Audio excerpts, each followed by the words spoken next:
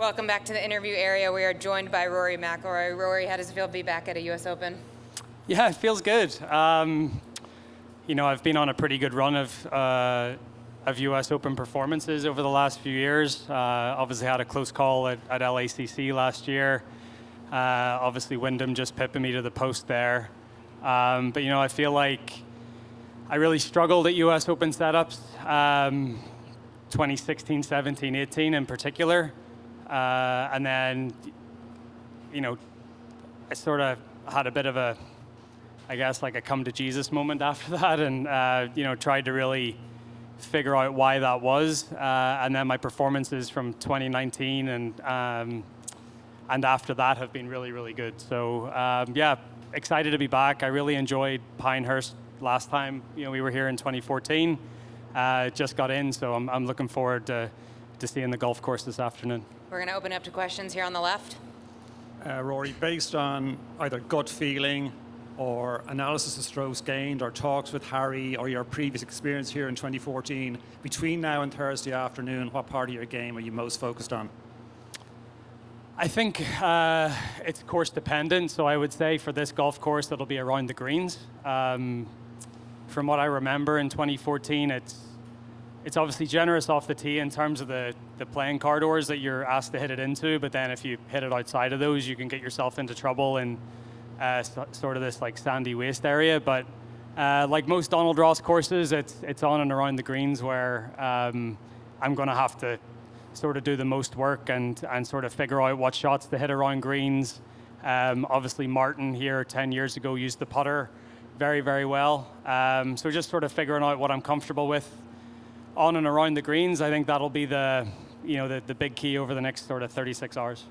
Front right, Gary.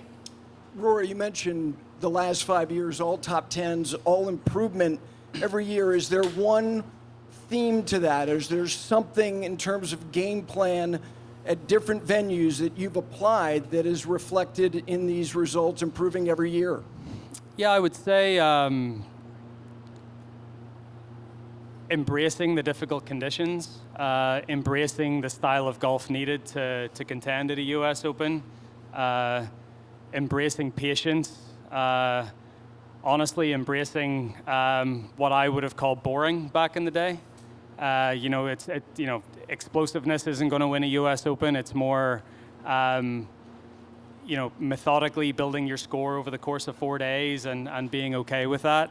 And honestly, it's just more of a reframing of a mindset than anything else. We're going to go here on the left for two. Rory, you've spoken about the importance of the short game here at Pinehurst.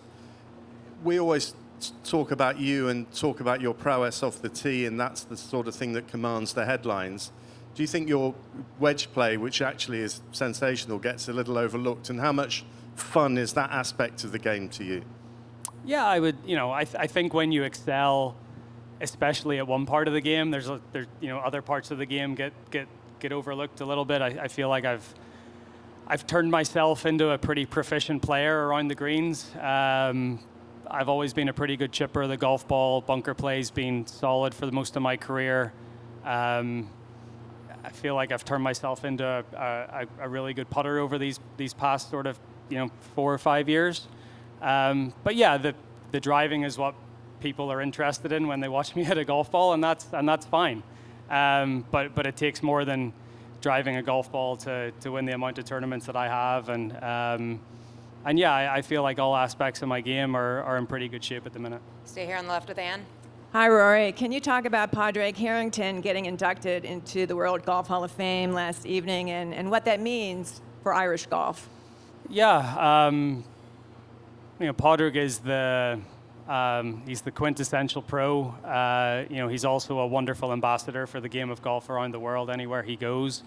And I think from someone that grew up in that part of the world, aspiring to be one of the best golfers in the world, you know, Pádraig was the one that, and I've said this before, but he was the one that sort of opened the floodgates for us and made us believe that we could follow in his footsteps. You know, winning at Carnoustie in 2007, and then winning those 2 majors back-to-back in 2008. I think myself, Graham McDowell, Darren Clark, Shane Lowry, you know, a lot of us, we looked at him and saw him achieving things that we wanted to achieve, and it sort of made us believe a little bit more that we could. So I think he really paved the way for us in some way, and no one more deserving. You know, he's, as I said, a wonderful ambassador for the game. You know, probably loves the game of golf more than I do in some way, and you know, he's a relentless practicer and tinkerer, and always trying to figure out ways to get better. And yeah, as I said, no one more deserving than Pádraig.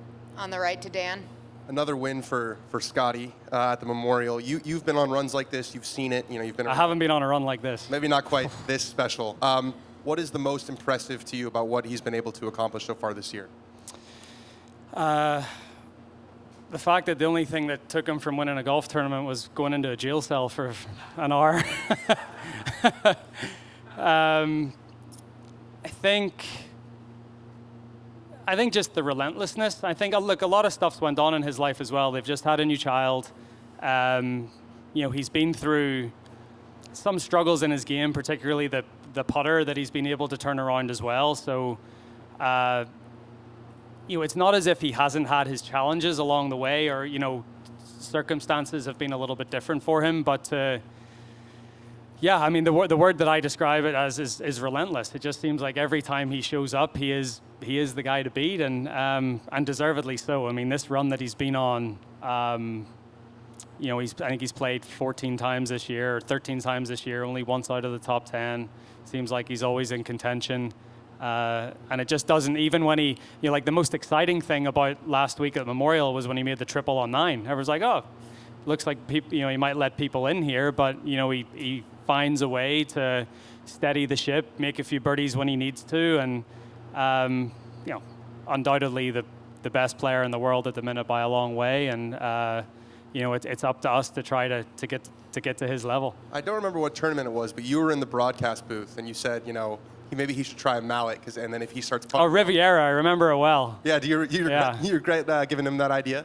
Well, he tried to spider last summer for a couple of tournaments, but I think the work that he's put in with Phil Kenyon as well, I think that's a big part of it. I know that they started to work sort of after the FedEx Cup playoffs last year, and obviously the work that they've done has really been paying off.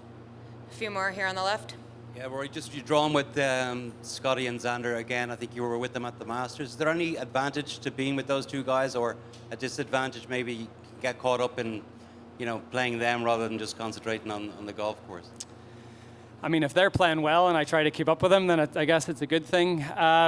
No, I mean, it's always exciting to be a part of a marquee group like that. You know, number 1, 2, and 3 in the world. You know, the USGA. I remember back in the day, I think it was Torrey Pines in 08 watching on TV. I failed to qualify for that tournament, but I remember watching, I think it was Tiger, Phil, and Adam Scott the first 2 days.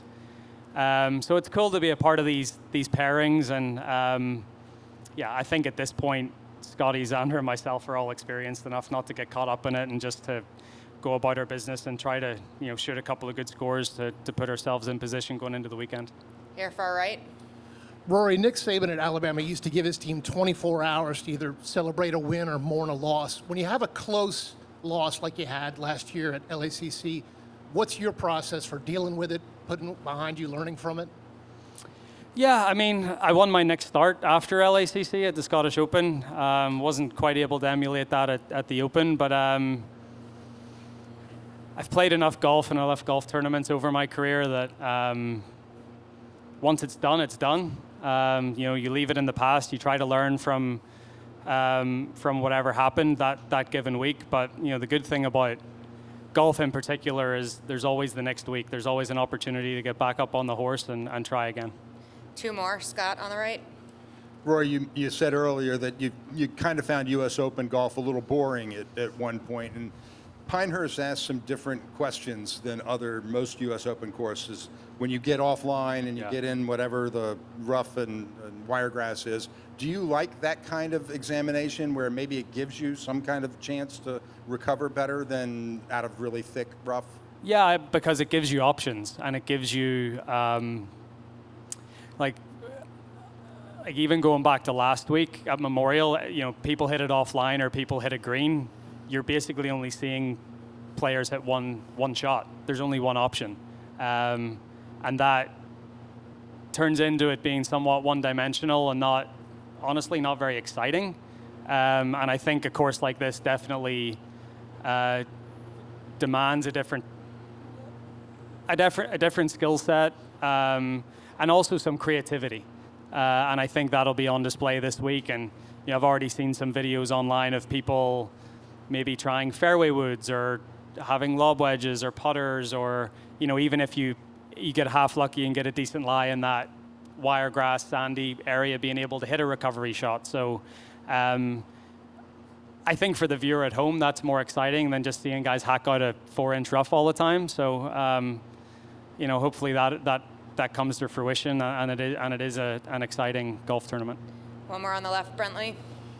Rory, I think so many golfers talk about the importance of like the current shot or the current tournament that you're playing, but do you still set like career goals, or do you have an idea of some numbers or accomplishments that you still want to achieve before you ultimately hang it up?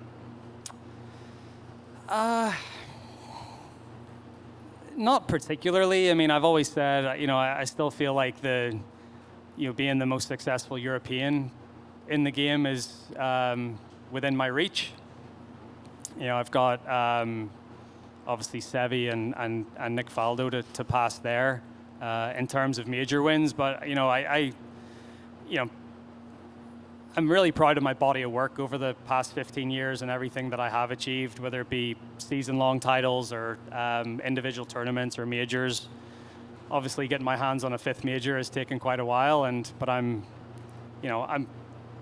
more confident than ever that I'm right there, that I'm as close as I've ever been. But I wouldn't say I've got like a particular number of wins, or I want to win as many golf tournaments as I can. I want to try to compete and win as many majors as I can. I think the only thing about trying to pick a number is that you're setting yourself up for failure or disappointment. Tiger wanted to surpass Jack, and it looks like he mightn't get there, but are we going to call Tiger's career a failure? Absolutely not. It's arguably the best. He's played the best golf anyone's ever seen. But there's always going to be that tinge of what could have been, and I don't really want to. I don't want to do that to myself. If someone had told me at 20 years old that I'd be sitting here at 35 and this is the career that I've had, I would have not believed them and would have been ecstatic. So I've still got a good little bit of time ahead of me here, hopefully for the next 10 years, and I still like to think that I've got a good run ahead of me, and whatever those numbers are and whatever the totals add up to, I'll accept that and feel like I've done pretty well for a little boy from Northern Ireland that dreamed of playing golf for a living one day. Rory, thanks for the time and good luck this week. Thank you.